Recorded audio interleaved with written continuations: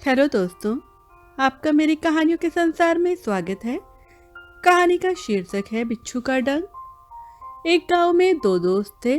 उनमें से पद्मनाभ स्नेह पात्र था तो धर्मवीर कंजूस। पद्मनाभ की संतान नहीं थी, इसलिए उसने सोचा कि तीर्थ यात्राओं पर जाऊं और पुण्य कमाऊं। उसके पास 200 असरफियां थी। उस रकम में से 100 असरफियां अपने खर्च के लिए रख ली और सोचा कि बाकी 100 असरफियां कहीं सुरक्षित रखूं। उसकी समझ में नहीं आ रहा था कि कहाँ यह रकम छिपाऊं, तो उसने अपने दोस्त धर्मवीर से सलाह मांगी। धर्मवीर ने कहा, तुम्हारी रकम अपने पास सुरक्षित रख सकता हूँ, परंतु मुझे डर है कि कहीं खर्च न कर दूं। इसलिए गांव के बाहर बरगद का जो पेड़ है उसके नीचे एक गाड़ दो। किसी को मालूम ही नहीं होगा। जब लौटोगे ले लेना। पद्मनाभ को अपने दोस्त की सलाह सही लगी, किंतु दिन दहाड़े पेड़ के नीचे रकम छिपाई जाए तो किसी के देखने का डर है, वह खोद कर रकम ले भी जाए।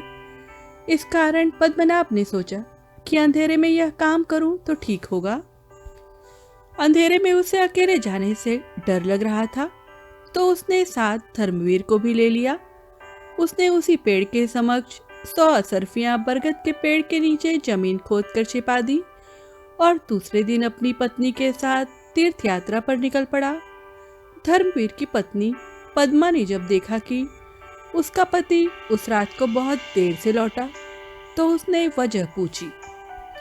धर्मवीर ने पत्नी को बता दिया कि पद्मनाभ ने बरगद के पेड़ के नीचे असरफियां छिपा कर रखी। यह सुनते ही उसकी पत्नी पद्मा में दुर्बुद्धि जगी। उसने जिद की कि वह रकम ले आओ। धर्मवीर ने पहले तो साफ इनकार किया, किंतु जब पद्मा ने धमकी दी कि ऐसा न करने पर कुएं में गिरकर मर जाऊंगी, तो पत्नी के कहे अनुसार पेड़ के पास गया और धन ले आया। इस धन से पद्मा ने गहने बनवाए। अपने इस काम पर वह बेहद खुश थी। कुछ समय बाद पद्मनाभ तीर्थ यात्रा से लौटा। उसी दिन बरगद के पेड़ के पास गया और वह जमीन खोदी जहां उसने असरफियां छिपाई थी। वहां कुछ नहीं था। अब उसे यह समझने में देर नहीं लगी कि यह करतूत कंजूस धर्मवीर की ही है। वह सीधे ग्राम अधिकारी के पास गया और उससे शिकायत की। ग्राम अधिकारी ने पूरा मामला जानने के बाद पद्मनाभ से कहा, पद्मनाभ, अब कोई फायदा नहीं होगा। मेरे या तुम्हारे मांगने मात्र से धर्मवीर धन वापस नहीं देगा। कोई गवाही भी नहीं है कि तुमने बरगद के पेड़ के तले असरफियां छिपाई थी। इसलिए एक काम करो। उसके कानों में उसने एक उपाय बताया। ग्राम अधिकारी के यहाँ से पद्मनाभ सीधे धर्मवीर के घर गया। उसे देखते ही धर्मवीर का दिल जोर जोर से धड़कने लगा। वह पसीना पसीना हो रहा था, किंतु पद्मनाभ की सूरत से ऐसा लग रहा था कि उसे यह बात अभी तक मालूम नहीं हुई। लगता है कि वह अब तक बरगद के पेड़ के पास गया ही नहीं। ऐसा सोचकर उसने धीरज भरे स्वर में उससे कहा, पद्मनाभ, अभी अभी आए हो क्या? यात्रा सुखप्रद रही ना? उसने उससे उसका कुशल क्षेम पूछा। हाँ, तुम्हारी दया से यात्रा बहुत ही सफल रही। हम दोनों को एक और बार बरगद के पेड़ के पास जाना होगा, क्योंकि भाग्य ही समझो, इस यात्रा में मैंने 1000 असरफियां कमाई। इस धन को भी मैं वहीं उस पुरानी रकम के साथ काट कर छिपाना चाहता हूँ।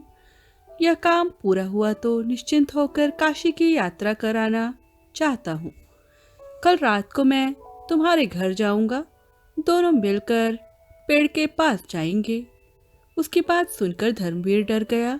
हाँ, जरूर जाएंगे, कहकर पद्मनाभ को उसने भेज दिया। फिर तुरंत ही उसने यह बात अपनी पत्नी को बताई और कहा, बर्बाद हो गए। कौन सा मुंह लेकर कल मैं उसके साथ जा पाऊंगा? मेरी चोरी का राज खुल जाएगा।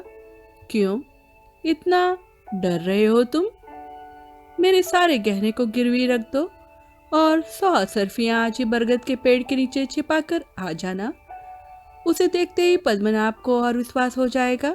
वह अपनी 1000 असरफियां भी वहीं रख देगा। जैसे ही वह काशी की यात्रा पर निकलेगा, हम सारी असरफियां हड़प कर जाएंगे। पद्मा ने यो उपाय बताया। धर्मवीर पत्नी की चालाकी पर बहुत खुश हुआ, गहनों को गिरवी रखकर 100 असरफियां ले आया और उसी दिन रात को बरगद के पेड़ के नीचे गाड़ कर लौटा। दूसरे दिन रात को धर्मवीर ने बहुत देर तक पद्मनाभ की प्रतीक्षा की, पर उसका कोई पता नहीं। आधी रात हो गई। आखिर धर्मवीर पद्मनाभ के घर गया और दरवाजा खटखटाया। सोया हुआ पद्मनाभ जाग कर आंखें मलता हुआ बाहर आया और पूछा, क्या बात है धर्मवीर, आधी रात को कैसे आना हुआ? तुम्ही ने तो कहा था कि आज रात को बरगद के पेड़ के पास जाएंगे। धर्मवीर ने कहा, अच्छा, इस काम से आए हो? मैं तो तुमसे सवेरे बताने वाला था कि काशी की यात्रा मैंने स्थगित कर दी, इसलिए शाम को अकेले चला गया और वह धन ले आया। धर्मवीर एकदम ठंडा पड़ गया और निराश होकर लौटा। यह बात उसने बड़ी ही दीनता से अपनी पत्नी को बताई। पद्मा रोने धोने लगी। पद्मा ने कहा, इतना धोखा गहने गिरवी पर रख दिए, अब उन्हें कैसे छुड़ा सकते हैं? वह कहती जाती और रोती जाती। धर्मवीर भी साथ साथ रोने लगा। उन्हें यह बिच्छू के डंक जैसा लगा, लेकिन अब मुंह सीकर बैठने के सिवा कोई रास्ता भी नहीं है। तो दोस्तों, बस इतना ही। आप सबका बहुत बहुत धन्यवाद।